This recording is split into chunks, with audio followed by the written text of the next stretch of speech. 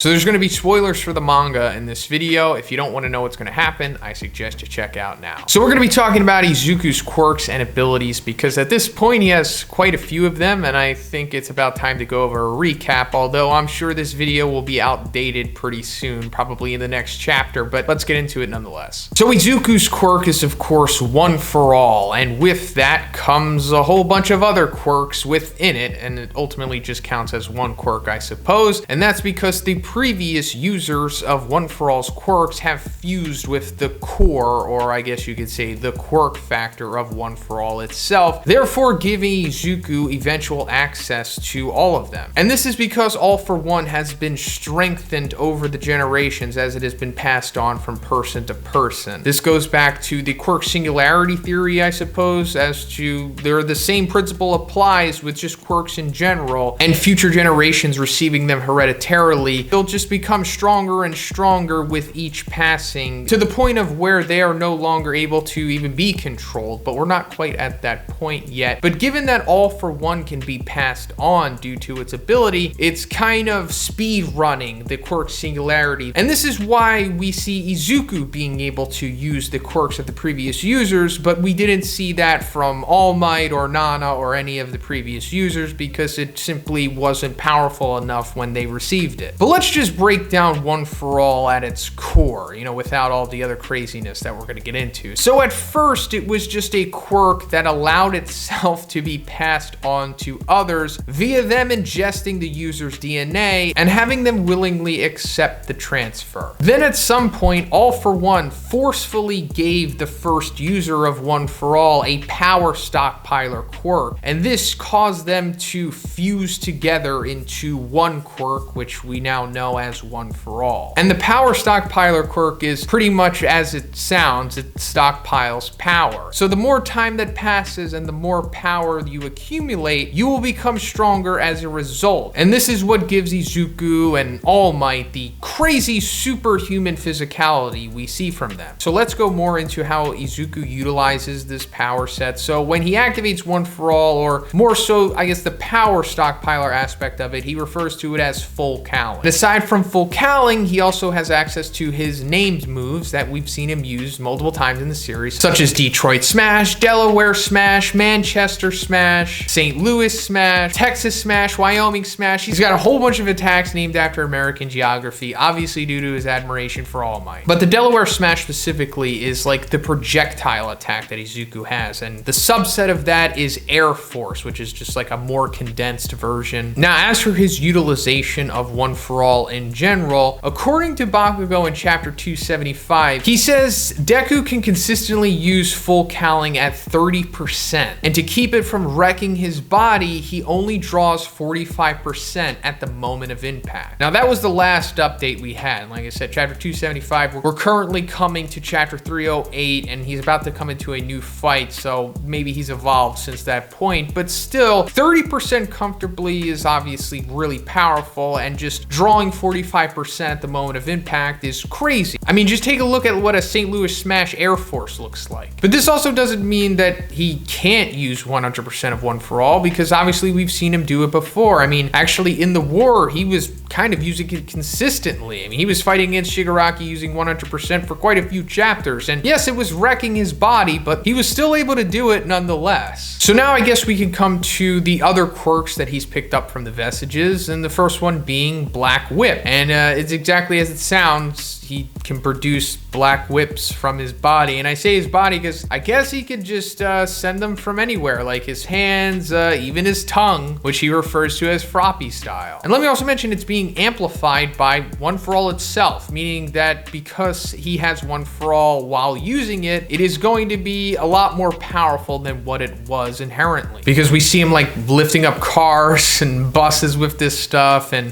restraining plus Ultra Shigaraki, who's a crazy powerhouse. So yeah, this is just a great utility quirk, very versatile. So the next quirk he received is called Float, and it's coming from Nana, and as it sounds, it allows him to float. just raise into the air, and I guess he can just stay there, like kind of stay stationary in the air, I suppose. We haven't really gone too much into this yet, actually, so we don't know exactly how Izuku can utilize this to the full extent yet. I mean, we mainly just see him save everybody from Shigaraki decaying the ground by, like, you know, lifting them into the air, and then later on he also fights Shigaraki while staying suspended in the air. But that's pretty much all we've seen so far. I don't know if he can just straight up fly yet, because like I said, the quirks are going to be amplified by One For All, so maybe one of the amplifications of float allows him to, I don't know, straight up fly like Superman or something. I don't think it's going to be that broken, but I also wouldn't be surprised if we see him incorporating like Air Force as a way to like propel himself so he can fly, kind of like in a similar fashion to how Bakugo uses his explosions to achieve flight. So the next quirk he received from the fourth user is called Danger Sense, and yeah, it allows him to sense danger. And just think about Spider Sense, because that's pretty much what it is. Like if something bad is happening in his vicinity, he will sense it. Now we don't know the exact range of this yet, but it could be pretty big. I mean, given in the most recent chapter, he said that Muscular rampaging through the city was making his danger sense go off like crazy. And given that it was a city, I mean, we don't know exactly how close he was at that point, but it could be a mile or... Now, another aspect of danger sense that I think is coming, and it hasn't been exactly 100% confirmed yet, but more so implied, is that when we see the fourth user in the Vestige world, the fifth user is like playfully attacking him, and we see the fourth user like dodging and dipping his attacks. But at the same time, we see that danger sense is activated. So this could also mean that danger sense can be used in just straight up combat. Aside from him just sensing events in his vicinity, if he's going against an opponent, he can sense the attack before it's even coming and then evade it. This could give Izuku some kind of ability similar to like Ultra Instinct from Dragon Ball Super or Observation Haki from One Piece. But going back to Observation Haki, if you're familiar with One Piece, you'll know that an advanced form of Observation Haki is Future Sight, where you can momentarily just straight up see into the future. And given what we've been saying about how One For All amplifies these quirks, I also wouldn't be surprised if Izuku somehow can just straight up see a little bit into the future because of this. If not, gain some kind of, I don't know, probability sight or something. Not confirmed, of course, just taking a guess. And that brings us to the final three quirks, which are currently unaccounted for, but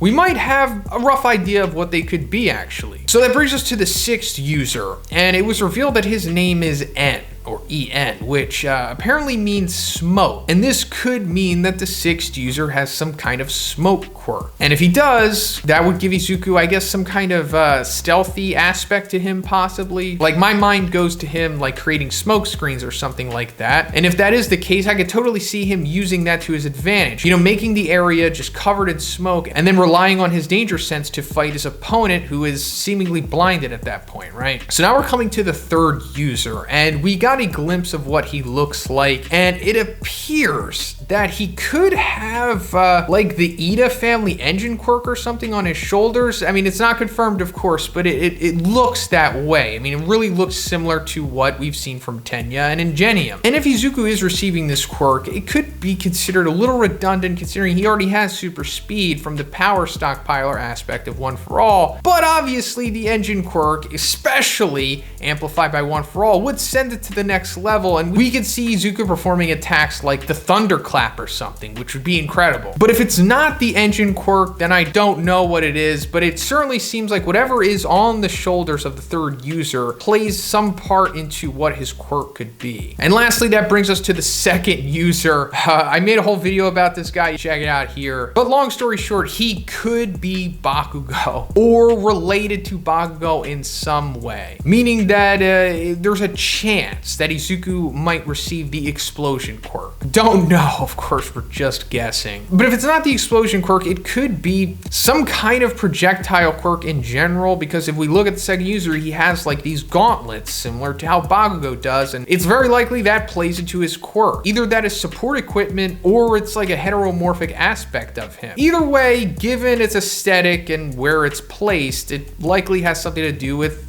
projectiles, I guess. Meaning that the last quirk that Izuku would receive would be, in theory, some kind of projectile or projectile manipulation or something like that. But yeah, that's pretty much all of Izuku's abilities right now and what his future quirks could be. Let me know what you think about all of this stuff in the comments. If you liked the video, guys, Please give it a like and please subscribe if you haven't already. Have a great day and I'll see you in the next one.